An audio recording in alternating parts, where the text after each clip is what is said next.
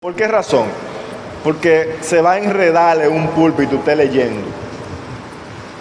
Porque, escuche esto, su mensaje en sí, el mensaje que usted va a predicar, en sí no está en el bosquejo, está en su mente y en su corazón. ¿Estamos claros, verdad? Dios lo puso en su mente y en su corazón. Ahora, como usted es un ser humano finito, con muchas debilidades, me refiero a mente, a incapacidades, puede fallar en algo, aún Dios revelándose. Al menos que Dios en vivo se lo revele ahí mismo, que Dios esté hablando ahí. Pero muchas veces, en la experiencia como maestro y las veces que he predicado, en la poca experiencia, me he dado cuenta que a veces Dios te sorprende en vivo, en el escenario, empieza a traerte revelaciones, muchas, ¿verdad?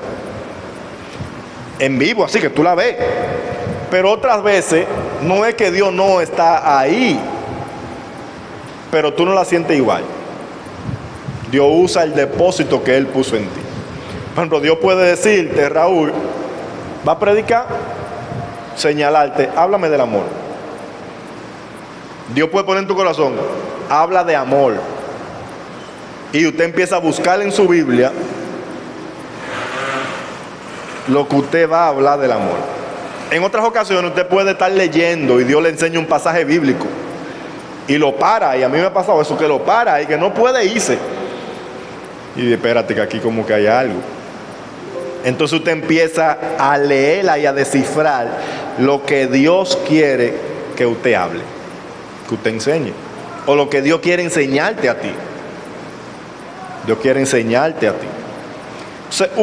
Se hace el bosquejo solamente para ordenar lo que tú vas a decir. Con frecuencia, eso nos ha pasado a todos, que leemos un pasaje bíblico de donde entendemos que Dios nos dio el mensaje y no sabemos cómo entrar al pasaje bíblico, no sabemos cómo distribuirlo, y terminamos que de 10 palabras que hayan ahí, hablamos 2. ¿No le ha pasado que después que usted termina de predicar, usted dice: wow, pero dejé, había más ahí, lo dejé, me turbé? Entonces esas son las organizaciones, que usted puede tanto sacar el jugo al pasaje bíblico, como también enseñar el pasaje bíblico completo. Amén. Entonces, el martes empezamos haciendo un bosquejo para un sermón de 2 días de campaña, sermón evangelístico. Supongamos que nos toca predicar 2 días de campaña. Le dije que el versículo 28 lo uso solamente para señalar que quien habló fue Jesús. El mensaje central que nosotros vamos a tratar está en el 29 y 30. 29 y 30. Le dije que usted podía, como son 2 días, usted hace un bosquejo para 2 días. Los mensajes evangelísticos no son tan largos. Usted podía empezar a predicar, depende como Dios lo dirija. Es importante la guianza del Señor, el sometimiento a Él. Dios es que hace la cosa. Y usar el versículo 29. Pero empezamos con el 30, porque es un orden. El bosquejo es lo que es un orden. También le dije que después que usted está impuesto, o sea, tiene la práctica, Raúl, de bosquejar lo que usted va a decir, no siempre que usted vaya a predicar tiene el tiempo para organizar un bosquejo escrito. O sea, cuando usted abra la Biblia, eso se pone en práctica. Mire, Dios es bueno. Dios te forma como con esa cosa que tú puedes ver el pasaje bíblico de forma amplia, y en la mente hace el bosquejo. Dice así, esto es lo que primero esto, después esto y después lo otro. Y lo arma ahí, en la mente. Porque es algo que es una práctica que Dios te puso, y tú la estás practicando, Estoy viendo algunas personas que están predicando, que están organizando su mensaje. Escuché un mensaje por ahí que estaba bien organizado, trató puntos, usó un capítulo entero, señaló. Después que entremos a lo que es la homilética, vamos a hablar mucho de los bosquejos, cómo se arman, los temas y esas cosas. Todavía estamos en hermenéutica, solamente que yo quise darle estos avances. Entonces tenemos el tema aquí, el camino a la salvación. Le dije que el tema, mientras más corto es mejor. Mientras las personas puedan digerirlo mejor es. Un tema es la representación corta del asunto que usted va a tratar. Amén. Entonces tenemos el tema, tenemos la cita bíblica. Vamos a hacer primero la introducción.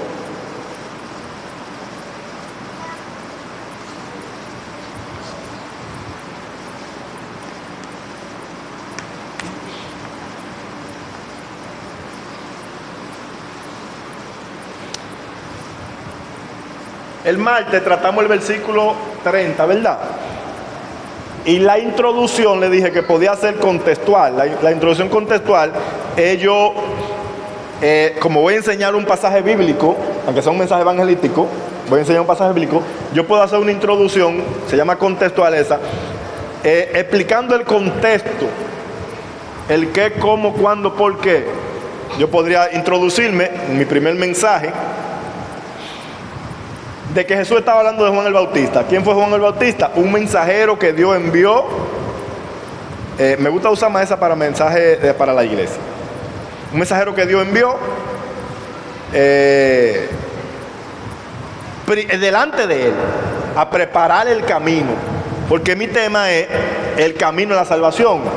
Entonces ahí yo, conforme a la capacidad del predicador, cada quien sabe cómo explicar la cosa, conforme a la gracia que tenga, el conocimiento también, y a cómo domine su pasaje bíblico, puede introducirse explicando el pasaje bíblico de eso, hasta llegar al versículo que él va a tratar. También usted puede hacer una introducción conforme a las circunstancias que se viven hoy en día. Amén. Puede traer algo a colación de lo que nosotros vivimos a diario, porque la introducción lo que hace es que prepara a la persona para lo que tú vas a hablar. Número uno, llamar la atención de la gente, conectar la gente contigo y prepararlo para lo que va a hablar. Introducción a veces hay predicadores que conforme al tema introducen ahí mismo el camino. En este caso se introducen ahí mismo. Amén. Después explicamos sobre la introducción. Entonces, ya el segundo día de campaña, ya yo hice una introducción a ese tema, pero ya es mi segundo día, al otro día que voy a predicar. Yo voy a predicar lunes y martes. Oye, martes. Supongamos que ayer predicamos sobre el versículo 30, que ustedes lo saben. ¿Alguien me lee el versículo 30?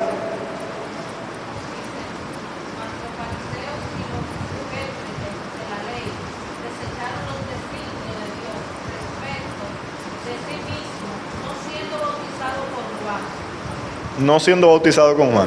Entonces, de ahí predicamos ayer lunes. Un ejemplo. Me acuerdo que tocamos un punto en Isaías, capítulo 55, versículo 8, que dice: como son más altos mis pensamientos. Porque yo conecto y pongo el pasaje de Isaías como paralelo a este pasaje, a Lucas 7:30. Dice que ellos desecharon los designios de Dios. Definimos el término, significa designio, es propósito o pensamiento. Propósito o pensamiento. Entonces, ahí mi primer punto que yo toco en mi mensaje es: los pensamientos de Dios son más altos que vuestro pensamiento, y mi camino más alto que vuestro camino. Amén. Entonces ese es mi primer punto que yo toco en esa prédica, esa cita, para dar a entender, me acuerdo yo que dijimos, porque no lo escribimos todo, fue al final, ya por eso empecé primero hoy, para tener más espacio, dando a entender primero que las personas no se salvan por sí mismas, ni pueden encontrar el camino del Señor por sí mismos, sino que es una gracia. Dios es que te muestra el camino. Ya nosotros nos introducimos con diciendo que un hombre fue enviado por Dios para allanar el camino al Señor. Entonces, quien crea el camino a la salvación es el Señor, no nosotros. Nosotros no lo encontramos. Eso es lo primero que yo le voy a dar a entender con eso. Lo segundo es, eso fue en el otro mensaje que estamos. Lo segundo es que no es imposible encontrar el camino, porque el camino viene a ti. Tú eres llamado, porque mi tema es el camino a la salvación. Entonces, yo puedo introducirme ya el segundo día, puedo hacerlo. Depende de cómo Dios le ponga en su corazón, se puede introducir. Yo puedo introducirme mi segundo día señalando algunos puntos del día anterior, los puntos principales. Ayer estuvimos aquí, tratamos esto y esto bien explicado, rápido, de manera rápida, y hoy seguimos.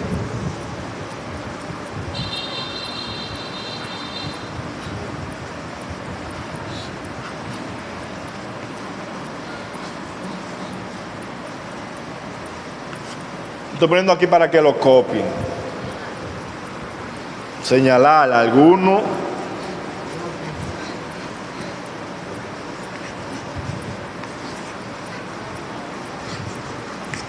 puntos anterior, dice ahí. No me dio la tiza. Señalar algunos puntos anterior. Porque es mi segundo día de campaña. Y el mismo mensaje. La misma línea. En el mismo tema, obvio. Entonces tengo mi introducción. Vamos a predicar. La introducción no es de media hora. No es de media hora la introducción. Eso son un par de minutos. 5 o 6 minutos. Te explicó y arrancó a predicar. Que usted tiene gente que van a trabajar mañana, eso en la calle.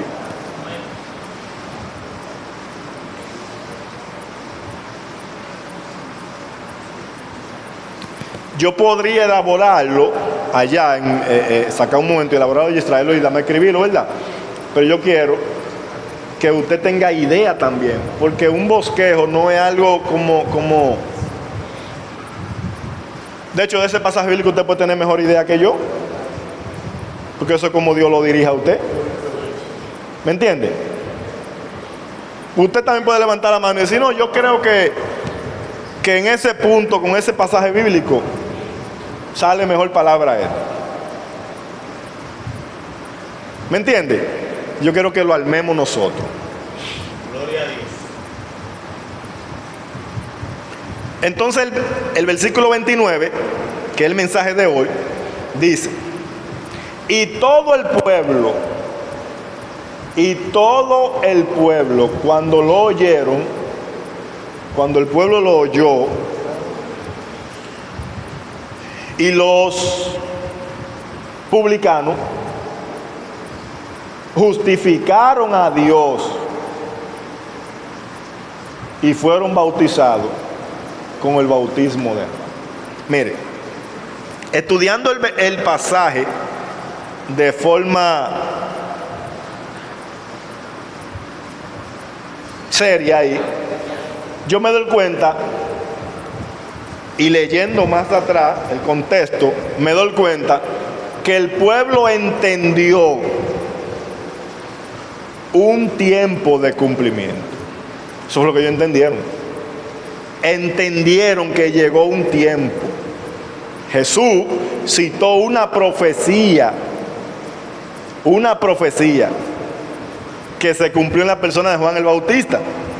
Este es, dice el versículo 27, Este es de quien está escrito: yo envío mi mensajero delante de ti. Entonces, en la idea de este pasaje bíblico entra algo que no lo menciona el pasaje, pero sí lo enseña. Entra algo que se llama tiempo. Entra el factor tiempo. Son cosas que usted la puede ver. Si no la ve, ve otra. Otra que yo creo que usted predica. Entra el factor tiempo. Porque hubo un tiempo de cumplimiento que Jesús lo cita. Se cumplió esto aquí. Y ellos entendieron que se cumplió el tiempo, que ellos debían hacerlo. Se les reveló a ellos el llamado ahí. Entonces, alguien léame a Isaías 55, 7 y 8. Amén. Dice así: deja el impío su camino, y el hombre inicuo sus pensamientos, y vuelva hacia Jehová, el cual tendrá Es el 7. El 6. 6 y 7. 6 y 7. Buscar a Jehová mientras pueda ser hallado. Buscar a Jehová mientras pueda. Acuérdense que yo estoy predicando un mensaje evangelístico a las almas. Entonces yo empiezo a presentar aquí el ejemplo del pueblo. Vamos a ponerle a mi primer punto el ejemplo del pueblo. El versículo dice: y todo el pueblo justificó a Dios. Yo puedo señalar ese punto porque usted lo que va a escribir algo que lo relacione con la verdad, que usted se deje para usted dirigirse.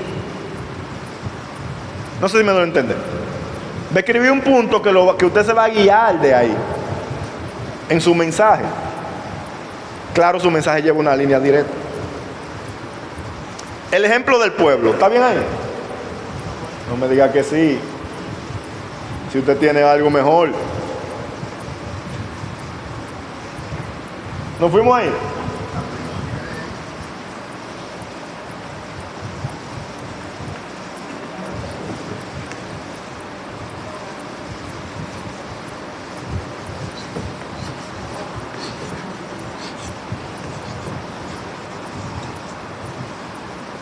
Pueblo dice ahí.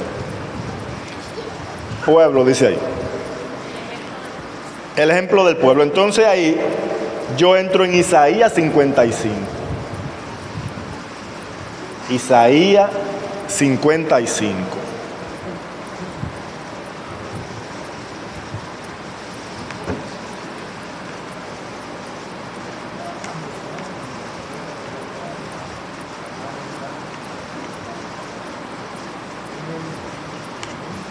Seis al 7. Porque ahí yo entro a un punto que se llama tiempo. Entonces, aquí yo pongo esto en número romano, ¿verdad?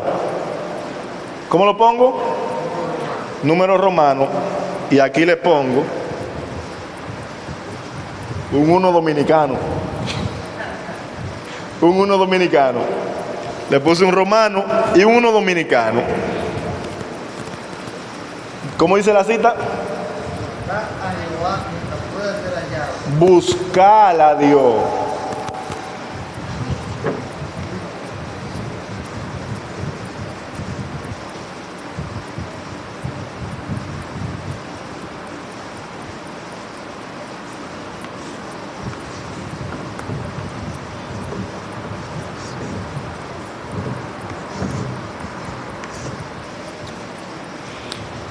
Yo dije que un bosquejo es para usted guiarse. Yo puse aquí, buscar a Dios, buscar. Porque para yo guiarme solamente. Y aquí puse tiempo, lo puse entre paréntesis.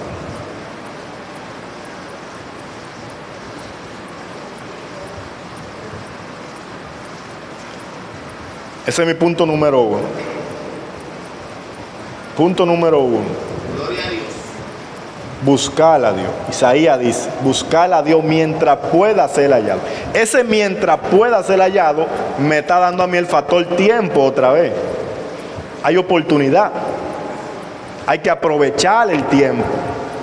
Yo no estoy predicándole a ustedes. Ustedes son los que van a predicar. Yo estoy señalando los puntos que usted va a introducir. Cuando era ver, ya pues nosotros vamos allá, usted tiene 15 minutos predicando.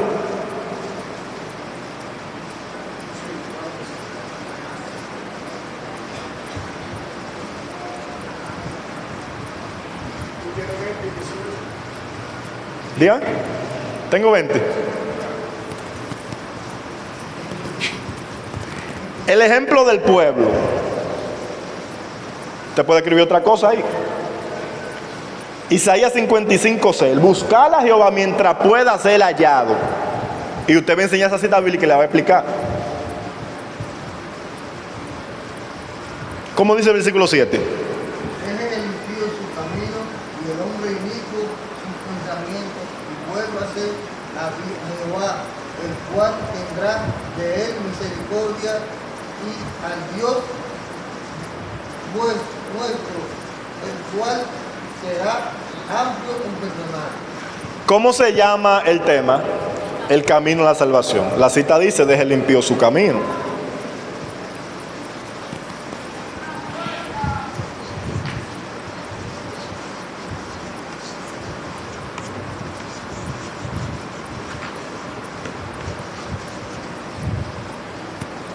Punto número 2. Deja tu camino.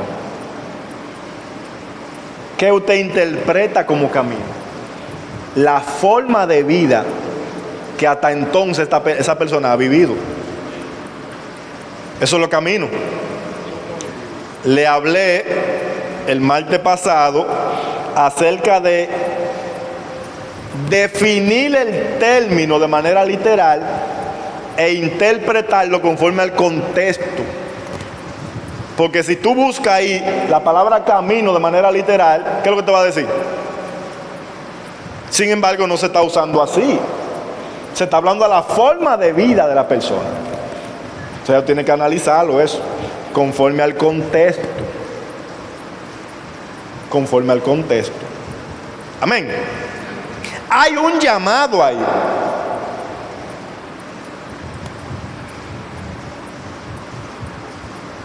Hay un llamado que tú lo enseñaste claro ahí. Ahora bien, ahora como un mensaje evangelístico. Y yo le dije que los mensajes evangelísticos no son como predicarle a la iglesia, porque tú te puedes tener mucha meta para predicar a la iglesia. De hecho, todo el que va a predicar debe de saber hasta dónde va a llevar la iglesia, lo que tú quieres enseñar. Pero el mensaje evangelístico llega al mismo lugar. Todos los caminos llegan allá mismo. Al llamado a la salvación. No hay otro. ¿Tú sabes que un predicador lo que es colaborador del Espíritu? Eso fue lo que estudiamos el martes en el Salmo 19. En ellos, en los predicadores, puso tabernáculo para el sol. Y como un esposo sale de su tálamo y se alegra cual gigante. ¿Para qué? Para recorrer el camino. Porque ya había dicho que por toda la tierra salió su voz y hasta los confines de ella su palabra.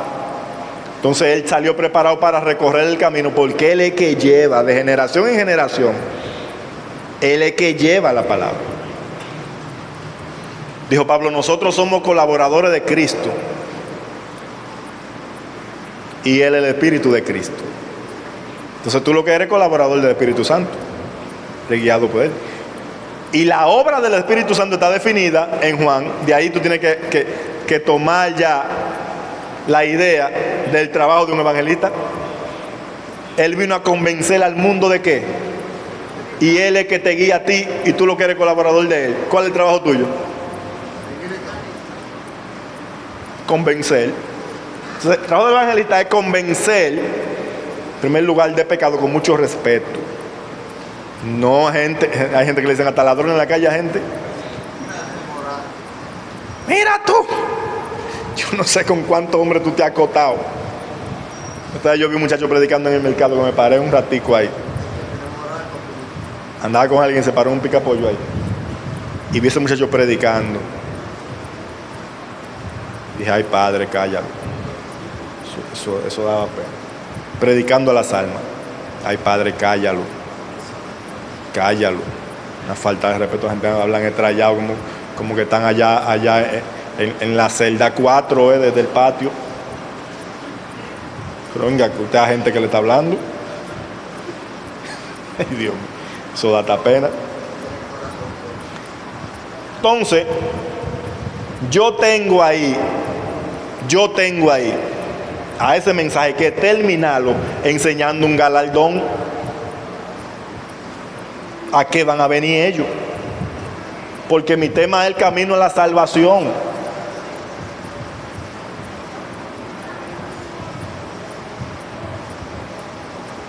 O sea, yo como predicador ahí, con el conocimiento que tengo, yo tengo que añadirle eso ahí, para terminar con eso. Tengo que concluir con eso. Hay un llamado. Y seguimos ahí. Versículo 7, termínamelo de leer, completo. Amén. Dice así: deja el impío su camino, y el hombre inicuo sus pensamientos, y vuelva hacia Jehová, el cual tendrá de él misericordia, y al Dios nuestro, el cual será amplio en perdonar. Entonces, en base a la misericordia y al perdón, misericordia y perdón, yo le enseño eso ahí. ¿Cuáles son los beneficios de alguien que Dios tiene misericordia de él? Que Dios perdona.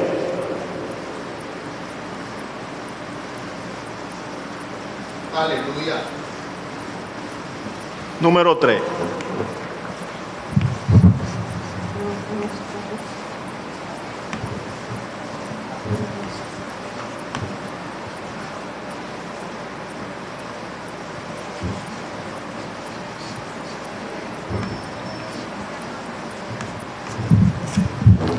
Misericordia gratuita.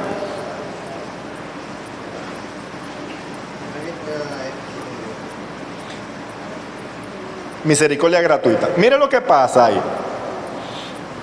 Mira lo que pasa ahí. En vez como hay muchas personas que son nuevos predicando, le falta aliento en el mensaje. O sea, se quedan sin bala. Ahí tengo de más. Porque si yo toco esos puntos como tengo que tocarlo, ya yo tengo ahí más de 25 minutos.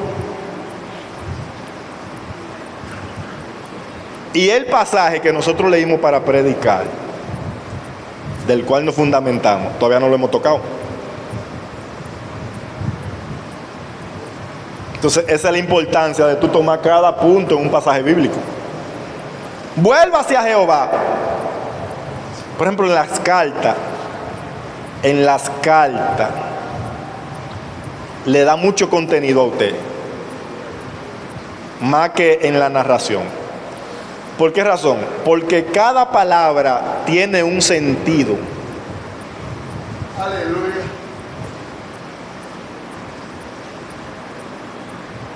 Léeme el versículo 7.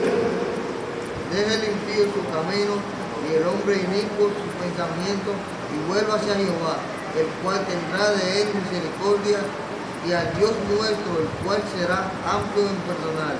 ¿Cuántas palabras hay ahí?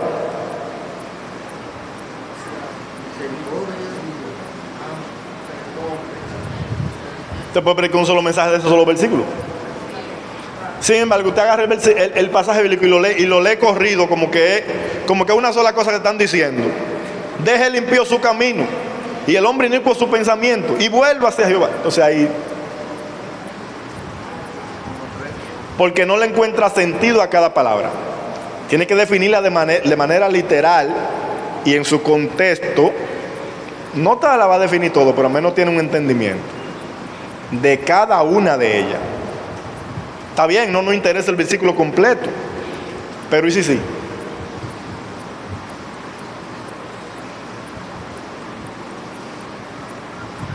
Conclusión.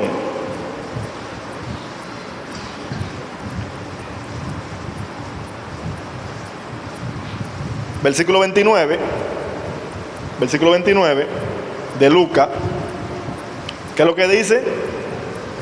justificaron a Dios. Ya yo voy declinando ahí. Todo el pueblo justificó a Dios. ¿Quién me dice qué significa la palabra justificar? Levante la mano un valiente y dígalo.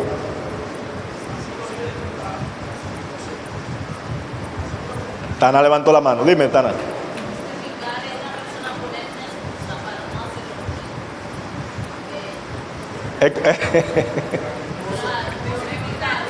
Esa es correcta, esa es correcta.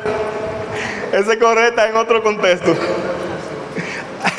Dios bendiga a Tana. ¿Alguien más? Dígame, Freddy. Dígame.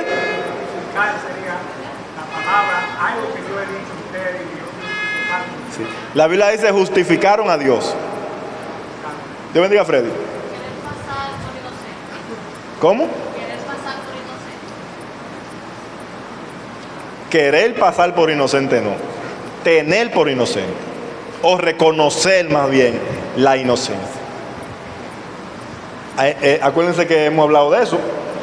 Cuando la Biblia dice que ellos justificaron a Dios, reconocieron a Dios como justo y ellos como culpable, reconocieron a Dios como santo y ellos como pecadores.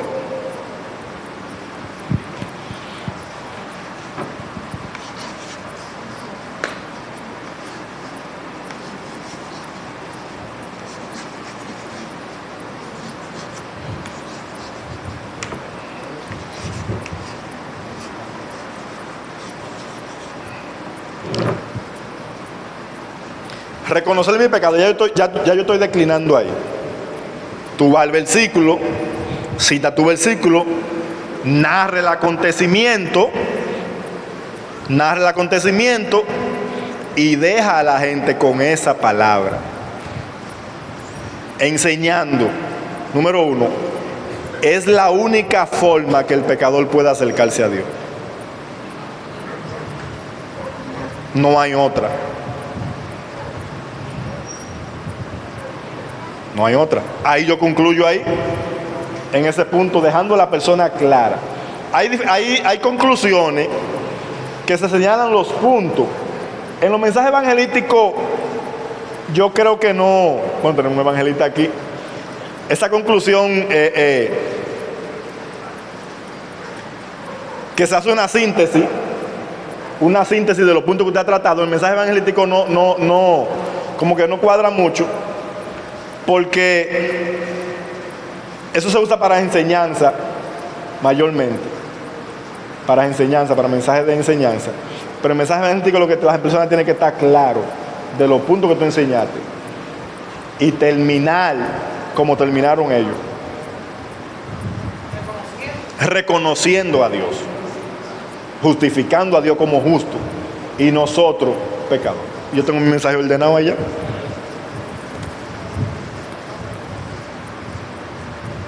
Estoy preparado para concluir. Tan claro, yo puedo hacer llamado ahí ya. Me pasé con 3 minutos. ¿Te va a decir algo, Lidia? Sí, el pastor va a decir algo. Mire el micrófono. Muy bien, Dios le bendiga a todos. Y gracias a todos los que han asumido la condición. Mire qué lindo se ven delante, qué precioso. Y no ese reguero, una gente allá y uno aquí. Mire, se ven preciosos. Yo quiero un aplauso.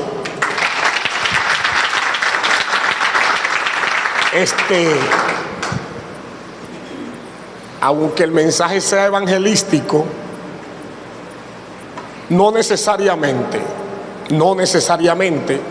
pero puede recoger los puntos principales que ya ha tocado como una conclusión, porque a veces las personas pueden estar distraídos durante el mensaje y entonces en el momento de que ya tú vas a llamar, los oyentes deben saber en base a qué, de todo lo que tú dijiste, en base a, porque uno dice muchas cosas predicando. Entonces, de todo lo que tú dijiste, en base a qué parte de ellas, cuáles son las más importantes, por la que tú me estás llamando al arrepentimiento. O sea, lo puedes tocar. No necesariamente, respeto esa idea del maestro, no necesariamente, pero sí puedes resaltar algunos puntos de manera breve, porque hay personas que a veces en la conclusión predican otro mensaje. Entonces la conclusión se le hace kilométricas y ya no sería una conclusión, sería un mensaje adicional.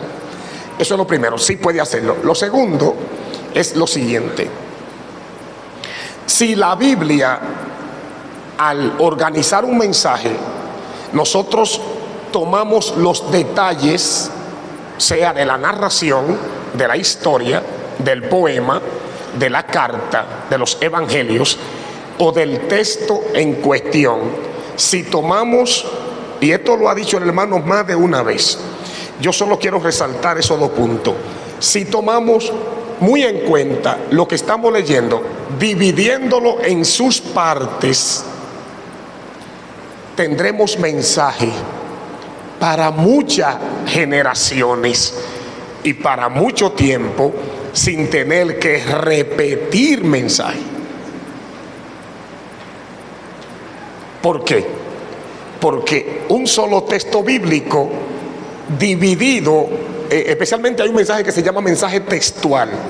Hay un tipo de mensaje que tiene ese nombre, mensaje textual, que es extraer la enseñanza de un verso en cuestión. Y el término es todo lo que dice el verso. Entonces, cuando tú desglosas el verso, eso te da amplitud, profundidad y desarrollo en tu mensaje. Ahora, si por el contrario usted agarra y lee ese verso como si fuera una carreta vacía, la Biblia dice, no, tú estás, voy a usar un término, estamos aquí en familia, tú estás zapoteando. ¿Sabe lo que es zapotear? Zapotear, no sé si el diccionario lo dice así, pero zapotear es pellizcar la esencia de algo que pudo haber tenido mejor resultado, pero tú lo que hiciste fue así mismo, como algo así. Entonces, cuando el verso no se toma desde sus profundidades, entonces tú estás como zapoteando la Biblia. Usted no ha visto predicadores que comienzan en Génesis y terminan en Apocalipsis, y no necesariamente porque están buscando una relación de versículos para el mensaje que va a predicar. No, sencillamente lo hace porque él tiene un revolú y ningún verso lo explica. A veces he escuchado predicadores que yo digo, wow, cuánto material desperdiciado, digo yo, con el respeto que me merecen todos los predicadores, que no es fácil. Por si acaso, no es fácil. Pero digo, ¿cuánto material desperdiciado? Por ejemplo, yo quiero hablar de una mujer que obedezca al mensaje que yo estoy dando. ¿Sabes cuántas mujeres menciono? Todita la de la Biblia. Todita la de la Biblia. Cuando en una sola mujer estaba todo lo que yo necesitaba. Ahora la pregunta es, si ya la mencioné toda hoy, ¿qué predico mañana? ¿Viste? Ese es el lío. Yo creo que he sido totalmente claro. Finalmente, número 3, finalmente, el predicador, predicadora, maestro, quien sea, debe predicar con un norte definido, con un objetivo determinado. O sea, tú no te puedes parar ahí a dar palo a ciegas sin saber lo que tú quieres. No, yo estoy predicando porque yo quiero que el pueblo sepa, entienda esto, y esta es la condición de mi mensaje. ¿Sabes qué? Me he dado cuenta que la mayoría de personas al predicar no tienen un horizonte. Yo voy a decir aquí lo que diga el Espíritu, pero ¿cuál es tu meta? ¿Cuál es tu objetivo? ¿Qué tú quieres que aprendamos? ¿Qué es lo que realmente tú quieres enseñar a la iglesia? Si el predicador no tiene ese tipo de determinación al predicar, entonces predicará sin ningún tipo de objetivo. Los que lo escuchan no saben realmente qué es lo que tú quieres. Tú estás hablando, pero ¿qué es lo que tú quieres? Termino con esto. ¿No ha escuchado usted personas que usted lo escucha y lo escucha y lo escucha y lo escucha, y ellos no son definidos en lo que te están diciendo, incluso en una conversación normal? Sabes que yo he escuchado personas que yo he tenido que decirle, ¿cómo? Bueno, pero yo no sé lo que me están diciendo. Y yo tengo media hora, incluso una hora, tratando un tema que yo no sé lo que el individuo me está diciendo. Y él cree que está hablando. Él cree que está... ¿Usted me entendió, pastor? Digo, bueno. Bueno. ¿Cómo? ¿Qué? Y se lo digo la verdad. Finalmente he tenido que decirle, mira, dime claro lo que tú me quieres decir, porque yo no te he entendido. Yo tengo una hora escuchándote y tú me has hablado de los hijos, de la madre, de la esposa, del tío, del sobrino, del campo, del pueblo, del triciculero, del que vende huevos, del chinero. Tú me has hablado de esto y yo no sé finalmente a qué que tú quieres llegar. Me he tenido que comportar más sincero y decirle, no, dime que yo no te entendí nada. Bueno, imagínese si es malo con una sola persona. Imagínese frente al púlpito y nadie entiende nada, y el varón lee, y dice, y vuelve y dice, y saca otra hoja que la trajo escrita, y vuelve y la lee, y tú dices, Dios mío, por fin. Entonces necesita un norte. ¿Hacia dónde vas? Tu mensaje. Dios te bendiga. Muchas gracias, Sisto, por prestarnos este momento. Dios bendiga al pastor. Si quiere copian eso como ejemplo o lo borramos. No hay ningún problema con eso. No hay ningún problema con eso.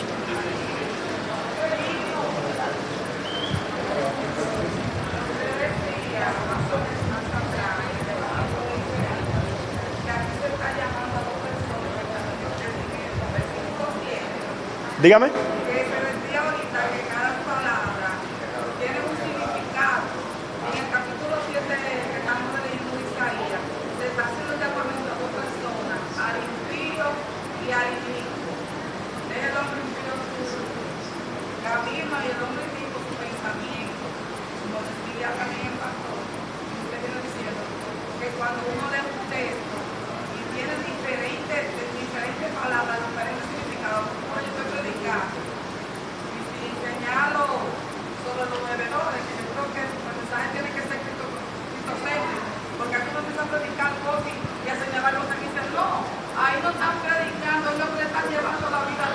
Sí, por eso dije que hay que en el momento de hacerle entender a la persona su condición espiritual, hay que ser muy sabio, que Dios nos dé sabiduría.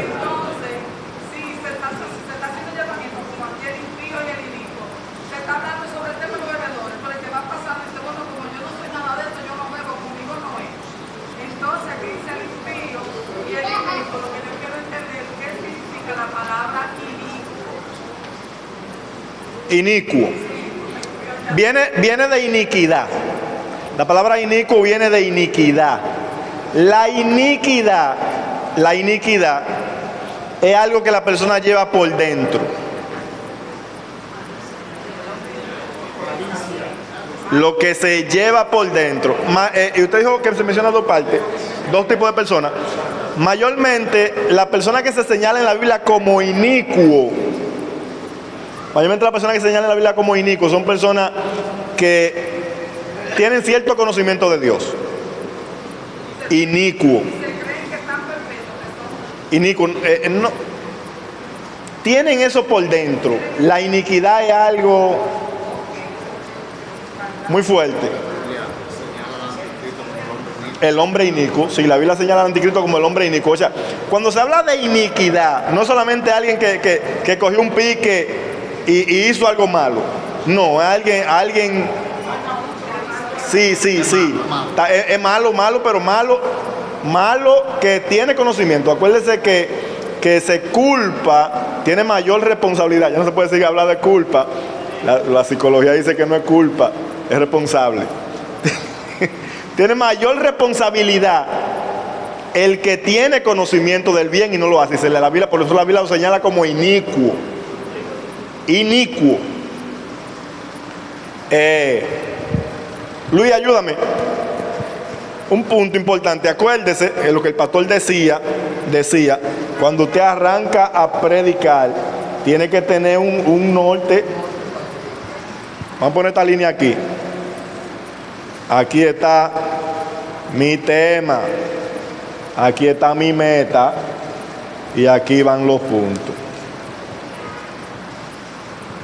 Aquí van los puntos. A menos que Dios, como le ha pasado al pastor que ha ido a predicar un mensaje para concluirlo ese día, y en un solo punto se queda ahí y se da cuenta, porque muchas veces el predicador no sabe todo lo que Dios va a traer cuando sube al púlpito, pero en el desarrollo de su mensaje, en la línea, Dios te frena en un punto, te dice ahí. Cuando él dice, pastor, bueno, lo termino el otro domingo, y el otro domingo, y el otro domingo. A 5 domingos. Sí. Considerando, mire,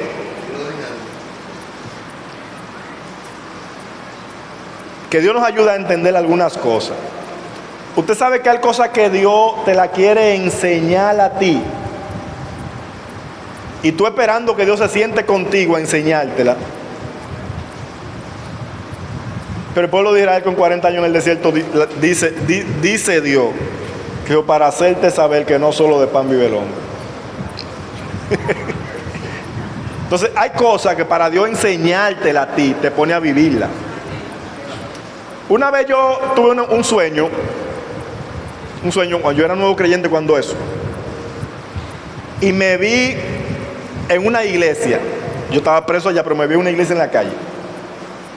Y yo no tenía mucho en el evangelio cuando eso. Y me vi que iba a darle una conferencia. Y tenía un viaje de hoja arriba. Yo me acuerdo que los primeros estudios que yo daba, yo buscaba un folder y escribía en una hoja de maquinilla. Escribía mucho. Porque cuando tú estás nuevo y no estás seguro si te va a acordar, si va a tener dominio, yo escribía hasta 4 hojas y 5 hojas de maquinilla. Sí, para ir asegurado.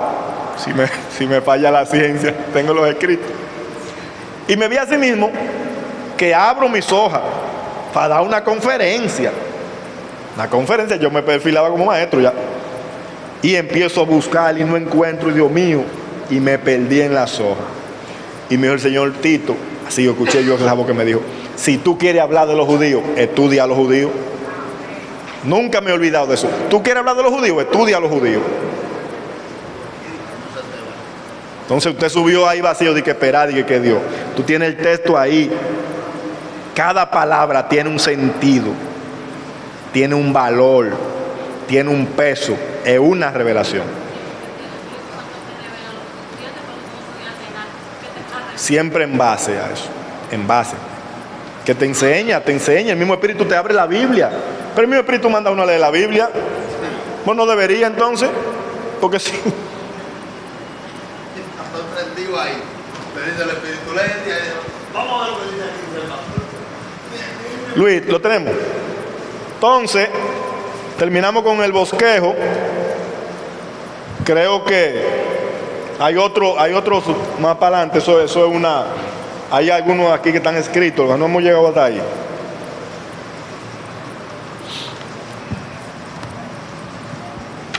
está bien. Para hacer un exégesis, hay 4 pasos principales. Número 1, identificar el género literario, que hemos hablado mucho de eso. El género literario, desde ahí parte una interpretación. Estoy leyendo un salmo, yo estoy leyendo una música. Usted va a encontrar en los salmos muchas veces usando sinónimos. O sea, un sinónimo que te dice la misma palabra con diferentes palabras. Entonces, de manera breve,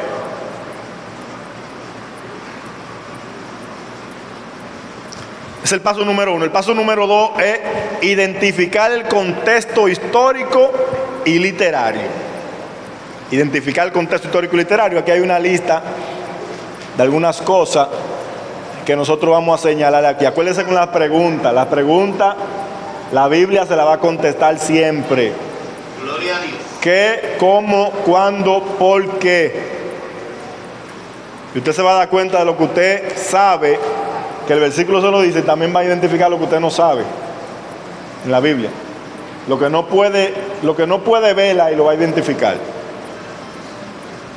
Saber Biblia no es saber recitarla. Sabe mencionar, hay personas que mencionan mucho versículo bíblico. Se sabe mucho versículo bíblico. No significa que lo sabe. Lo sabe recitar solamente. Leer no es solamente, saber leer no es solamente ponerle el punto a la I. Leer e interpretar. Yo tuve un concurso de lectura una vez y yo pensé que ahí uno iba a pararse a leer, claro. No, te le dan una obra para que usted, oiga, ¿cómo es? Te le dan una obra, léala. Entonces escriba ahí lo que usted interpretó de esa obra. No van a escuchar uno leyendo, no, léelo hasta escondido que tú quieras, no te voy a escuchar leyendo. Tráeme lo que tú interpretaste de esa obra y yo voy a saber que tú sabes leer. Si se puede agrandar, no se puede. Se puede ir agrandando. Gloria a Dios.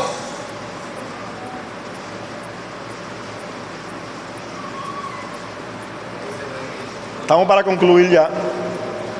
Pero vamos a leer esto. Dice, hay un vistazo general. Echarle un vistazo general. Establecer el contexto histórico y literario. Solamente vamos a trabajar con el contexto histórico. El literario, para el próximo martes no tenemos clase, estamos de campaña. No sé cuándo nos toque. Dice ahí, determinar el contexto histórico, el modo de vida de la carta o libro.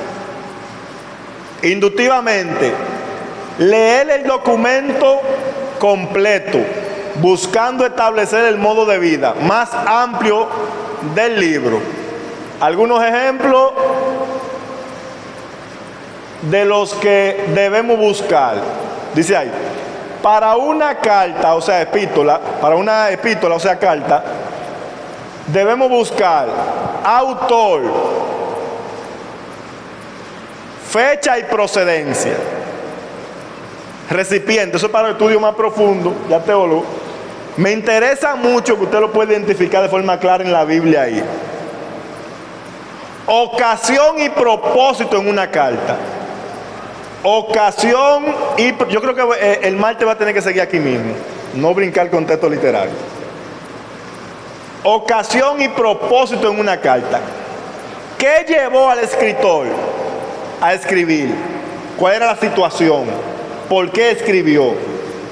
Si no sabemos eso, no podemos entender bien por qué escribió y cuál fue su propósito. Vamos a tener que seguir aquí mismo el martes.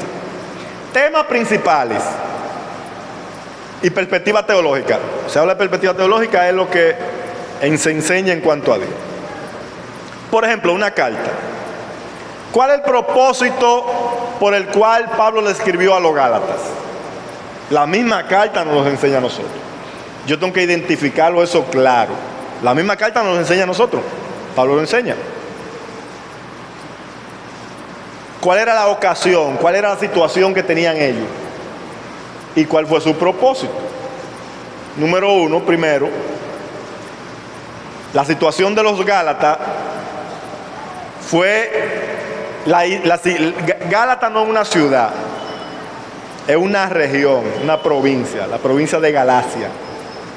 Le escribe a los Gálatas, se llama Galacia la provincia. Pablo predicó ahí en su primer viaje misionero. Fueron los primeros frutos del apóstol Pablo, después que salieron en Hechos 13. Los viajes misioneros a la región de Galacia están en Hechos 13 y 14. Lo que vivió en Derbe, en Litra, son ciudades de esa región. La pueden anotar para buscarla, para que le estudie si quiere estudiar la carta a los Gálatas. Fueron los primeros frutos del apóstol Pablo en su primer viaje misionero. Se convirtieron al evangelio. Cuando Pablo salió de ahí, dejó líder establecido, salió de Galacia, fueron misioneros del judaísmo, que eran misioneros también, predicando el evangelio de la circuncisión y estableciendo el judaísmo en iglesias gentiles que Pablo había ya doctrinado en eso. Toda la carta le enseña eso. Usted leyendo la carta de manera cuidadosa le enseña eso, sabiendo lo que está buscando. Después que Pablo lo doctrinó a ellos, ellos se dejaron corromper la doctrina y fueron llevados al judaísmo. ¿Sabe la condición de ellos? Pablo le escribe a ellos señalándole. Por eso usted va a ver desde el capítulo 1 Pablo hablando del evangelio, no que haya otro evangelio. Y Pablo les relata a ellos cómo Pablo se convirtió al Señor. En el capítulo 2 le dice cómo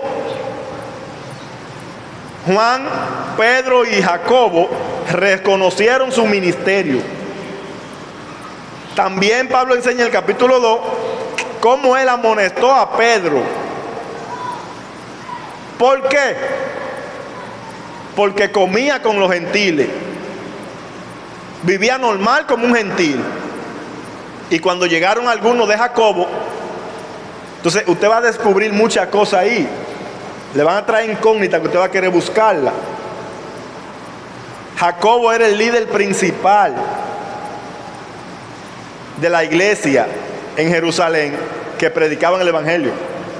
En Gálatas capítulo 2 se va a dar cuenta de algo también que Pablo dice: el que operó en Pedro para darle el evangelio de la circuncisión, que se circuncidaban, fue el mismo que operó en mí para darme el evangelio de la incircuncisión.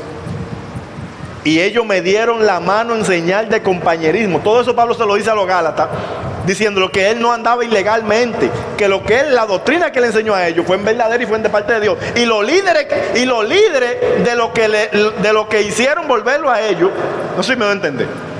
Los líderes de esos misioneros que fueron a donde ellos enseñarles que tienen que convertirse al evangelio, los líderes de ellos reconocieron al ministerio de Pablo. Eso es lo que Pablo está diciendo: reconocieron mi ministerio. Entonces, cuando usted lea la carta a los Gálatas, buscando ocasión y propósito, va a encontrar la riqueza de esa carta y va a tener una experiencia con la Biblia.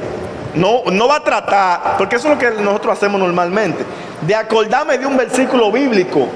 No. Cuando tenga una experiencia con la Biblia, puede hablar con confianza lo que ya tú concluiste, porque lo tiene por concluido. Eso pasó así, no tratando de recitar un versículo, para que la persona cree que cuando dice mucho versículo bíblico, se acuerda mucho versículo, cree que sabe Biblia. Y eso está bien, pero no es que sabe lo que acontece en la Biblia. No sabe por qué, cómo, cuándo. No sabe eso.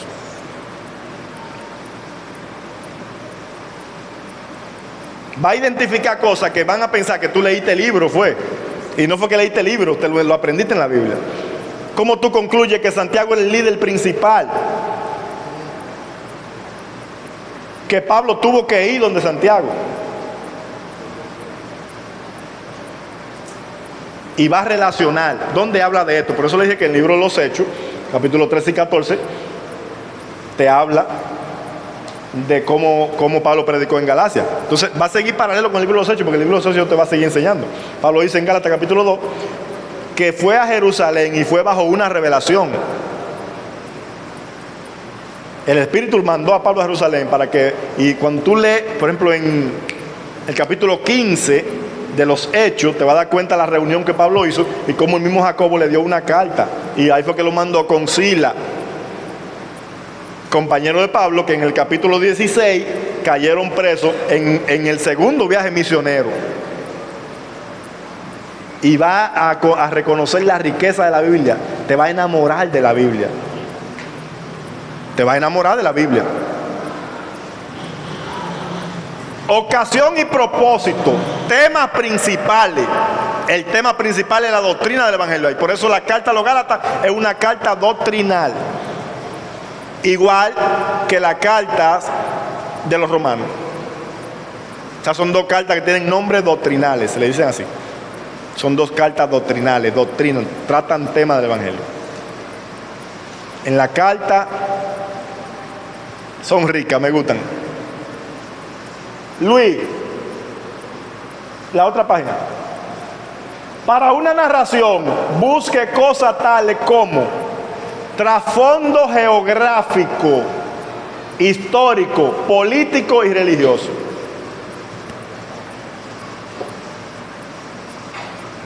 Dios le bendiga. Vamos a dejarlo hasta ahí, porque se pone interesante. Quiero de cada una de esas cosas irle poniendo ejemplo. Quiero irle poniendo ejemplo. Entonces, creo que mejor que lo dejemos hasta ahí, y cuando en la próxima clase no lo volamos. Amén. Trasfondo cultural y social, trasfondo histórico de personajes clave. Eso es para que usted se apodere de lo que estaba aconteciendo en la época, antes de interpretar el pasaje bíblico. Como le dije los otros días, cuando Jesús nació, había un rey en Jerusalén, pero cuando es crucificado usted no ve un rey en Jerusalén, usted ve un gobernador romano. ¿Pasó algo?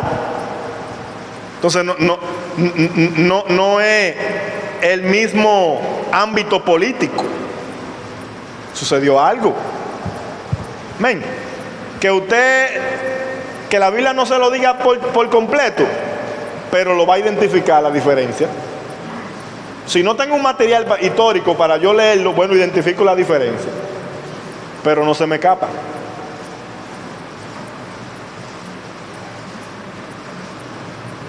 Escenarios importantes y su significado. Argumento en el progreso de la narración. Temas teológicos principales. Trasfondo histórico dentro de la historia de Israel. Mensaje central del autor. Propósito al escribir. Tema y teología clave. Entonces vamos a empezar ahí mismo para ir haciendo algunos ejemplos, para ir señalando algunos ejemplos en la Biblia. Amén. Dios le bendiga y Dios le guarde. Nuestro pastor por aquí.